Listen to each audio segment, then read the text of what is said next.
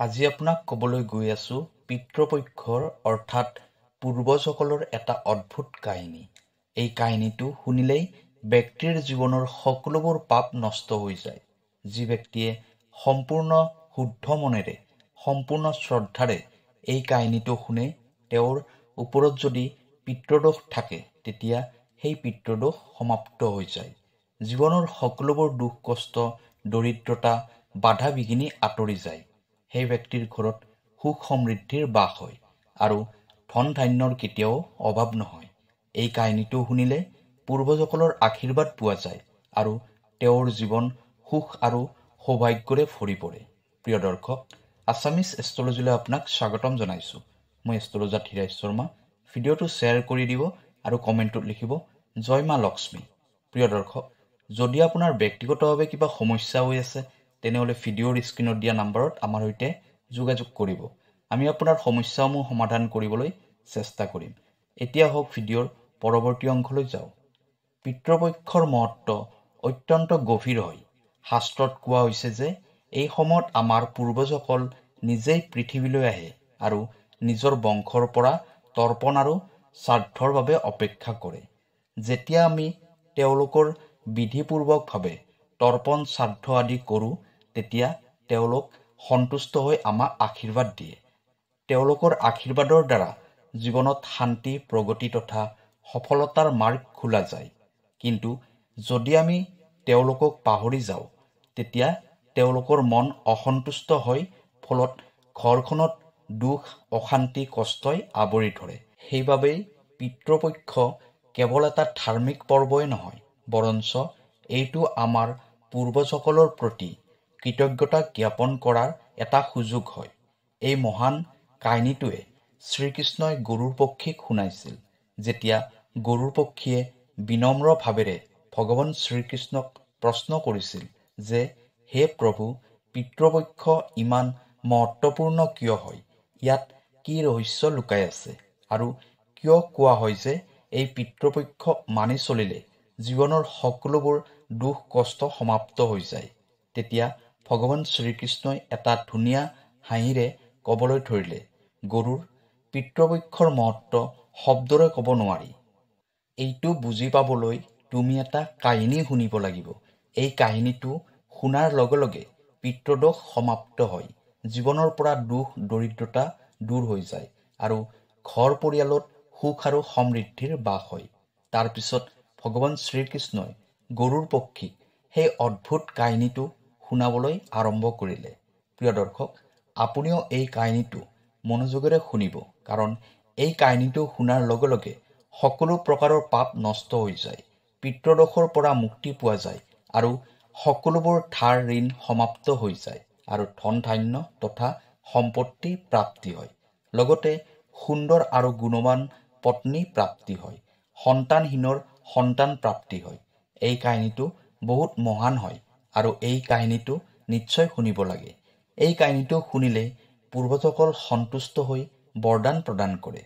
শ্ৰীকৃষ্ণই ক'বলৈ ধৰিলে, হে গৰুৰ, প্ৰাচীন কালৰ কথা, ৰুচি নামৰ এজন ৰজা আছিল। তেওঁ সংসাৰৰ সকলোবোৰ মোহ মায়াক ত্যাগ কৰিলে আৰু নিৰ্ভয় হৈ ব্ৰহ্মচাৰ্য কৰি পৃথিৱীত ঘূৰি ফুৰিবলৈ ধৰিলে। তেওঁ সংসাৰৰ সকলোবোৰ ভোগবিলাসৰ বস্তুক ত্যাগ কৰিছিল। তেওঁ ঘৰ পৰিয়ালৰ সৈতেও একো সম্পৰ্ক ৰক্ষা কৰা নাছিল। তেওঁ কেৱল দিনটোৰ ভিতৰত এবাৰেই ভোজন কৰিছিল আৰু গোটেই দিনটোৱে হাবি জংঘলৰ মাজে মাজে ঘূৰি ফুৰিছিল। ৰজা ৰুচিয়ে এনেকুৱা বৈৰাগ্য জীৱন ধাৰণ কৰা দেখি তেওঁৰ পূৰ্বজসকল অত্যন্ত দুখী হৈছিল।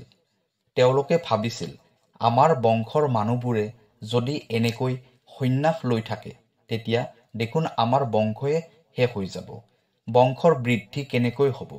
এই চিন্তাত ব্যাকুল হৈ তেওঁলোকে সিদ্ধান্ত ল'লে যে তেওঁলোকে নিজেই গৈ ৰজা ৰুচিক লগ কৰিব আৰু তেওঁক বৈৰাগ্য ত্যাগ কৰিবলৈ বুজাব। এদিন যেতিয়া ৰজা ৰুচিয়ে গভীৰ তপস্যাত লীন হৈ আছিল, তেতিয়াই তেওঁৰ সকলোবোৰ পূৰ্বজাই সেই ঠাইত উপস্থিত হ'ল। যেতিয়াই ৰজা ৰুচিয়ে চকু মেলিলে, তেওঁৰ সন্মুখত 4টা দিব্য আত্মাক থিয় হৈ থকা দেখিলে। তেওঁ আচৰিত হৈ গ'ল আৰু প্ৰণাম কৰি ক'বলৈ ধৰিলে, হে মহান আত্মা, আপোনালোক কোন হয় আৰু কি উদ্দেশ্যত মোক দৰ্শন দিবলৈ আহিছে? তেতিয়া দিব্য আত্মাই ক'বলৈ ধৰিলে, হে পুত্ৰ, আমি তোমাৰ পূৰ্বপুৰুষ হয়। তোমাৰ এই বৈৰাগ্যপূৰ্ণ আচৰণৰ বাবে আমি অত্যন্ত দুখ কষ্ট পাইছোঁ। সেইবাবেই তোমাক লগ কৰিবলৈ আহিছোঁ। এইটো শুনি ৰজা ৰুচিয়ে বিনম্ৰতাৰে ক'বলৈ ধৰিলে, হে পিতৃগণ, আপোনালোকৰ দৰ্শন পাই মই ধন্য হৈ গ'লো। কিন্তু মোৰ আচৰণৰ পৰা আপোনালোক দুখী কিয় হৈছে? মোৰ এনেকুৱা কি ভুল হৈ গ'ল? কৃপা কৰি ভালদৰে বুজাই দিয়ক। পূৰ্বজসকলে ক'বলৈ ধৰিলে, হে পুত্ৰ, তুমি বিবাহ কিয় কৰোৱা নাই? বিবাহ স্বৰ্গপ্ৰাপ্তিৰ মুখ্য মাৰ্গ হয়। গৃহস্থ জীৱনৰ অবিহনে মনুষ্যৰ কেতিয়াও কল্যাণ নহয়।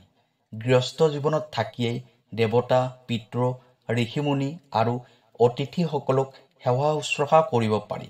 বিবাহ আৰু সন্তানৰ অবিহনে মনুষ্যই দেৱঋণ আৰু পিতৃঋণৰ পৰা মুক্ত হ'ব নোৱাৰে। সন্তান উৎপন্নৰ অবিহনে স্বৰ্গপ্ৰাপ্তি কৰিব নোৱাৰে। যদি তুমি বিবাহ নকৰা, তেনেহ'লে মৃত্যুৰ পিছত তুমি নৰকত যাব লাগিব আৰু আগন্তুক জন্মতো দুখ কষ্ট ভোগ কৰিব লাগিব। তেতিয়া ৰজা ৰুচিয়ে উত্তৰ দিলে, হে পূৰ্বপুৰুষসকল, বিবাহ কৰাটো অত্যন্ত দুখদায়ী হয়। ইয়াৰ ফলত পাপ বৃদ্ধি হয় আৰু শেষত অধোগতি প্ৰাপ্তি হয়। এইটো কাৰণতেই মই বিবাহ ত্যাগ কৰিছোঁ। স্ত্ৰীৰ সৈতে সম্বন্ধ কৰিলে মুক্তি পোৱা নাযায়। যি ব্যক্তিয়ে অবিবাহিত হৈ থাকি বিদ্যা অৰ্জন কৰে আৰু জ্ঞানেৰে আত্মাক শুদ্ধ কৰে, তেওঁৱেই শ্ৰেষ্ঠ হয়। সেইবাবে মই ব্ৰহ্মচৰ্যৰ মাৰ্গ বাছনি কৰিছোঁ। এইখিনি কথা শুনি পিতৃসকলে ক'বলৈ ধৰিলে, হে পুত্ৰ, তুমি ঠিকেই কৈছা যে ইন্দ্ৰিয়ক বশ কৰি ৰাখি জ্ঞানেৰে আত্মাক নিৰ্মল কৰিব লাগে। কিন্তু এইটো কল্যাণৰ পূৰ্ণ মাৰ্গ নহয়। যজ্ঞ, তপ আৰু দানৰ দ্বাৰা সকলোবোৰ অমংগল দূৰ হয়। এইটো সত্য যে কৰ্ম অবিদ্যা হয়, কিন্তু বিদ্যা প্ৰাপ্তি কৰাটো এক প্ৰকাৰৰ কৰ্ময়ে হয়। শাস্ত্ৰত যিবোৰ কৰ্মৰ কথা উল্লেখ কৰা আছে, সজ্জন পুৰুষে সেইটো কেতিয়াও উলংঘন নকৰে। সেইবোৰ পালন কৰিলেই স্বৰ্গপ্ৰাপ্তি হয়। শাস্ত্ৰত বিবাহৰ আদেশ দিয়া হৈছে। বিবাহ নকৰা পুৰুষসকলে কেতিয়াও মুক্তি নাপায়। সন্তানৰ অবিহনে মুক্তি পোৱাটো সম্ভৱ নহয়। সন্তানৰ দ্বাৰা কৰা শ্ৰাদ্ধ তথা পিণ্ডদানৰ দ্বাৰাহে পিতৃসকলে তৃপ্তি পায় আৰু পুৰুষে মুক্তি পায়। সেইবাবে হে পুত্ৰ, তুমি বিধিপূৰ্বকভাৱে বিবাহ কৰোৱা। যদি বিবাহ নকৰা, তোমাৰ সকলোবোৰ কৰ্ম ব্যৰ্থ হৈ যাব আৰু তুমি বিফলতাই প্ৰাপ্তি কৰিবা। আৰু আমাৰ বংশ নষ্ট হ'লে আমি পূৰ্বজসকলে বহুত দুখ কষ্ট পাম আৰু অতৃপ্ত হৈ থাকিম। বিবাহ কৰি সন্তান জন্ম দিয়াৰ পিছতহে তুমি পিতৃসকলক সন্তুষ্ট কৰিব পাৰিবা। শ্ৰীকৃষ্ণই ক'বলৈ ধৰিলে, হে গৰুড়, পূৰ্বপুৰুষসকলৰ এনেকুৱা কথা শুনি ৰজা ৰুচিয়ে বহুত দুখ পালে আৰু তেওঁ বিবাহ কৰাৰ সিদ্ধান্ত ল'লে। তেতিয়া তেওঁ পূৰ্বজসকলক ক'বলৈ ধৰিলে, হে পিতৃগণ, এতিয়া মই বৃদ্ধ হৈ গৈছোঁ। এতিয়া কোনে মোক নিজৰ কন্যা দান কৰিব? আৰু এনেও বৃদ্ধাৱস্থাত বিবাহ কৰাটো বহুত কঠিন হয়। তেতিয়া পিতৃসকলে ক'বলৈ ধৰিলে, হে পুত্ৰ, যদি তুমি আমাৰ বচনবোৰ পালন নকৰা, তেনেহ'লে আমি পূৰ্বজসকলৰ পতন হৈ যাব। এইখিনি কৈয়ে তেওঁলোক অদৃশ্য হৈ গ'ল।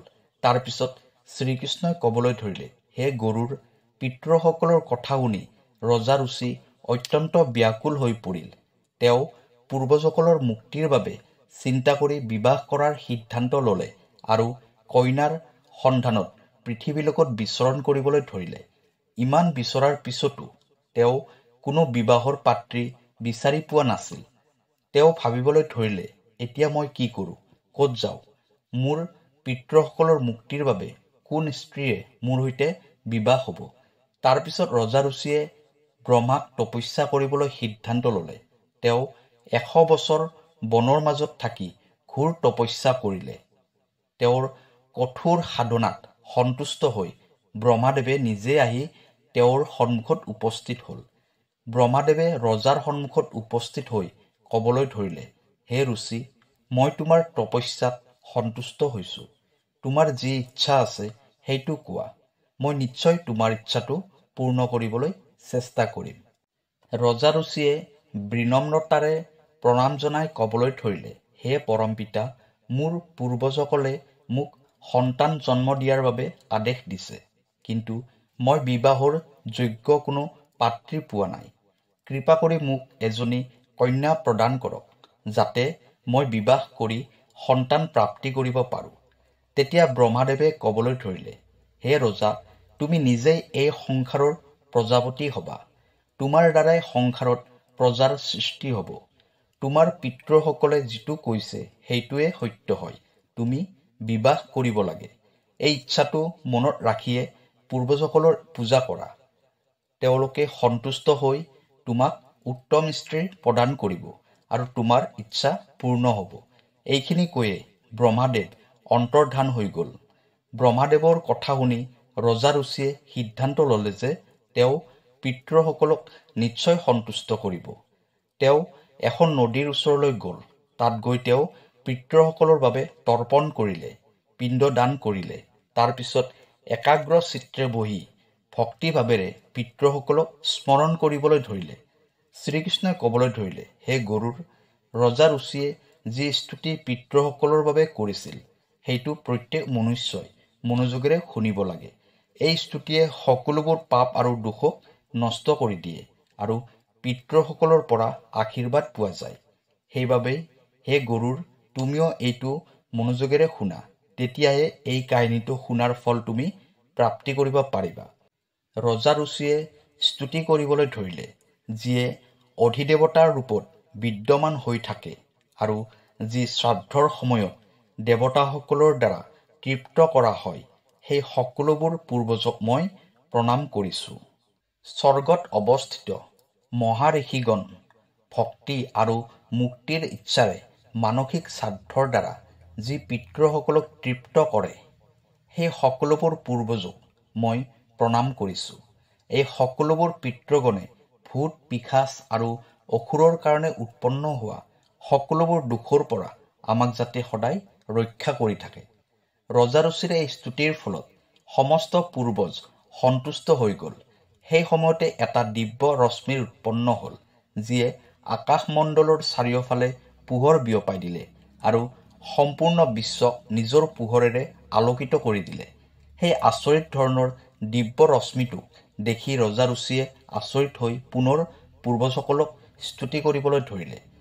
তেওঁৰ স্তুতি শুনি পিতৃগণ অত্যন্ত সন্তুষ্ট হৈ তেওঁৰ সন্মুখত প্ৰকট হ'ল। ৰজা ৰুচিয়ে পুষ্প, গন্ধ আৰু বিভিন্ন ধৰণৰ নৈবেদ্য অৰ্পণ কৰিলে। পূৰ্বজসকলে সেইটো স্বীকাৰ কৰি ল'লে আৰু ক'বলৈ ধৰিলে, হে পুত্ৰ, তোমাৰ স্তুতিত আমি অত্যন্ত সন্তুষ্ট হৈছোঁ। সেইবাবে নিজৰ সংকোচ, নিজৰ ইচ্ছাৰ কথা কোৱা। ৰজা ৰুচিয়ে ক'বলৈ ধৰিলে, হে পিতৃগণ, ব্ৰহ্মাদেৱে মোক সৃষ্টিৰ ৰক্ষাৰ বাবে প্ৰজাপতি বনাইছে। সেইবাবে মই গুণৱান, চৰিত্ৰৱান, যোগ্য পত্নীৰ কামনা কৰিছোঁ, যাৰ দ্বাৰা মই সন্তান জন্ম দি মোৰ তথা মোৰ পিতৃসকলৰ ঋণ পৰিশোধ কৰিব পাৰোঁ। তেতিয়া পূৰ্বজসকলে ক'বলৈ ধৰিলে, হে পুত্ৰ, এই ক্ষণতে, এই ঠাইতে তুমি এজনী মনোৰমা পত্নী প্ৰাপ্তি কৰিবা। তেওঁৰ দ্বাৰাই তুমি এজন তেজস্বী পুত্ৰৰ প্ৰাপ্তি কৰিবা, যি বুদ্ধিমান আৰু বলশালী হ'ব। তেওঁৰ নাম ৰোষ হ'ব আৰু তেওঁ তিনিওটা লোকতে প্ৰসিদ্ধ হ'ব। তেওঁৰো বহুত পৰাক্ৰমী আৰু পৃথিৱী পালন কৰা পুত্ৰৰ জন্ম হ'ব। এইখিনি কৈ সমস্ত পিতৃগণ আশীৰ্বাদ দি অন্তৰ্ধান হৈ গ'ল। পূৰ্বজসকল অন্তৰ্ধান হোৱাৰ পিছতে সেই সময়তে নদীৰ মাজত এটা অদ্ভুত দৃশ্য দেখিবলৈ পোৱা গ'ল। তাৰ পৰাই প্ৰমলোচা নামৰ অত্যন্ত সুন্দৰ, মনোমোহিত কৰিব পৰা পৰী প্ৰকট হ'ল। তেওঁ ৰজা ৰুচিৰ ওচৰলৈ আহিল আৰু আহি মধুৰ শব্দৰে ক'বলৈ ধৰিলে, হে তপস্বী শ্ৰেষ্ঠ, বৰুণৰ পুত্ৰ মহাঋষি পুষ্কৰৰ এজনী অতিশয় সুন্দৰী কন্যা আছে, যাৰ নাম মানিনী হয়। মই সেই ৰূপৱতী কন্যাক আপোনাৰ বাবে ভাৰ্যা স্বৰূপে প্ৰদান কৰিছোঁ। আপুনি তাইৰ সৈতে বিবাহ কৰক। সেই কন্যাৰ পৰা আপুনি অতিশয় বুদ্ধিমান পুত্ৰ সন্তান প্ৰাপ্তি কৰিব, যাৰ নাম মনু হ'ব। ইয়াৰ পিছত ৰজা ৰুচিয়ে মানিনীৰ সৈতে বিধিগতভাৱে বিবাহ কৰালে। শ্ৰীকৃষ্ণই ক'বলৈ ধৰিলে, হে গৰুৰ, এইদৰে ৰজা ৰুচিয়ে পূৰ্বজসকলক সন্তুষ্ট কৰি যোগ্য পত্নী প্ৰাপ্তি কৰিলে আৰু নিজৰ বংশবৃদ্ধি কৰিলে। ইয়াৰ পিছত ভগৱান শ্ৰীকৃষ্ণই গৰুৰ পক্ষীক পিতৃসকলক কেনেকৈ সন্তুষ্ট কৰি ৰাখিব পাৰি তাৰ বিষয়ে বিভিন্ন ধৰণৰ উপায়ৰ বিষয়ে ক'লে। তেওঁ ক'লে যে এই উপায়সমূহ কৰিলে মনুষ্যৰ জীৱনৰ পৰা পিতৃদোষ সমাপ্ত কৰিব পাৰি আৰু পূৰ্বজসকলৰ কৃপা প্ৰাপ্তি কৰাৰ বাবে সহায়ক হয়। শ্ৰীকৃষ্ণই ক'লে, পূৰ্বজসকলক সন্তুষ্ট কৰাৰ বাবে আটাইতকৈ প্ৰধান আৰু সহজ উপায়টো হ'ল তৰ্পণ। তৰ্পণৰ অৰ্থ হ'ল পূৰ্বজসকলক জল অৰ্পণ কৰা। পিতৃপক্ষৰ বাবে পবিত্ৰ জল লৈ, ক'লা তিল আৰু গাখীৰ লৈ পিতৃসকলক আহ্বান কৰি শ্ৰদ্ধা ভক্তিৰে জল অৰ্পণ কৰিব লাগে। ইয়াৰ ফলত পূৰ্বজসকল সন্তুষ্ট হৈ আশীৰ্বাদ দিয়ে। শ্ৰাদ্ধ কৰ্ম পূৰ্বজসকলৰ সন্তুষ্টিৰ বাবে অত্যন্ত আৱশ্যক হয়। ইয়াৰ বাবে পিতৃসকলৰ বাবে ভোজন, ফল আৰু বস্ত্ৰ অৰ্পণ কৰা হয়। শ্ৰাদ্ধ কৰাজনে ব্ৰাহ্মণক ভোজন কৰাব লাগে আৰু তেওঁক বস্ত্ৰ আৰু দক্ষিণা দি আশীৰ্বাদ ল'ব লাগে। শ্ৰাদ্ধৰ দিনা ক্ষীৰ, পুৰি, চব্জি আৰু বিভিন্ন ধৰণৰ ব্যঞ্জন বনাই পিতৃসকলক অৰ্পণ কৰিব লাগে। তৃতীয় উপায়টো শ্ৰীকৃষ্ণই ক'লে যে গাই গৰু, ব্ৰাহ্মণ আৰু অন্য জীৱ জন্তুক ভোজন কৰোৱা। বিশেষকৈ গাই গৰু, কুকুৰ আৰু কাউৰীক ভোজন কৰালে পিতৃসকল তৃপ্ত হয়। শ্ৰাদ্ধৰ দিনা গাই গৰুক ৰুটি আৰু সেউজীয়া ঘাঁহ তথা কাউৰীক চাউল আৰু ক্ষীৰ অৰ্পণ কৰাটো বিশেষ শুভ মানা হয়। ইয়াৰ ফলত পিতৃসকলৰ কৃপা প্ৰাপ্তি হয় আৰু পিতৃদোষ নাশ হয়। তাৰ পিছত শ্ৰীকৃষ্ণই ক'লে, আহঁত গছ আৰু তুলসী গছৰ পূজা কৰাটোও পিতৃসকলক সন্তুষ্ট কৰাৰ শ্ৰেষ্ঠ উপায় হয়। আহঁত গছ পিতৃসকলৰ নিবাস স্থান হয়। শ্ৰাদ্ধৰ দিনা আহঁত গছ আৰু তুলসী গছত পূজা কৰি তথা আহঁত গছৰ গুৰিত চাকি জ্বলাই পিতৃসকলক তৃপ্ত কৰা হয়। ইয়াৰ ফলত পিতৃসকল সন্তুষ্ট হৈ সেই ঘৰখনক সুখ, সমৃদ্ধি আৰু আশীৰ্বাদ প্ৰদান কৰে। পবিত্ৰ গংগা নদীত স্নান কৰি পিতৃসকলক জল অৰ্পণ কৰাটো অত্যন্ত শুভ মানা হয়। গংগা জল পিতৃসকলৰ তৃপ্তিৰ সৰ্বোত্তম মাধ্যম হয়। ইয়াৰ ফলত পিতৃদোষ সমাপ্ত হয় আৰু ব্যক্তিৰ পাপ নাশ হয়। গংগা স্নান কৰাৰ ফলত পিতৃসকলৰ আত্মাই শান্তি পায় আৰু তেওঁলোক সন্তুষ্ট হৈ বংশক আশীৰ্বাদ দিয়ে। যিয়ে এই উপায়বোৰ পালন কৰে তেওঁলোকৰ পূৰ্বজসকল সদায় সন্তুষ্ট হৈ থাকে। প্ৰিয় দৰ্শক, এইদৰে গৰুড় পুৰাণত পিতৃপক্ষৰ কাহিনী আৰু পিতৃসকলক সন্তুষ্ট কৰাৰ উপায় বিস্তাৰভাৱে বৰ্ণনা কৰা আছে। এই কাহিনীটোৱে আমাক এইটোৱে শিকায় যে পূৰ্বজসকলৰ তৰ্পণ কৰা আৰু সেৱা কৰা প্ৰত্যেক মনুষ্যৰে পৰম কৰ্তব্য হয়। আশা কৰোঁ এই ভিডিঅ'টো চাই আপুনি ভাল পালে। যদি ভাল পাইছে তেনেহ'লে চেনেলটো ছাবস্ক্ৰাইব কৰি দিব। কাইলৈ আকৌ লগ পাম অন্য এটা ভিডিঅ'ত। ধন্যবাদ।